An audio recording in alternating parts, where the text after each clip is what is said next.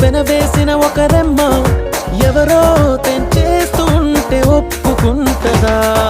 బుడి బుడి అడుగుల పాపైనా తను ఆడుకునేదొక బొమ్మైనా ఎవరో లాగేసుకుంటే ఊరుకుంటదా? నువ్వు నచ్చి మనసొచ్చి ఇప్పుడిక్కడ ఇది చూస్తుంటే కను పాపల్లో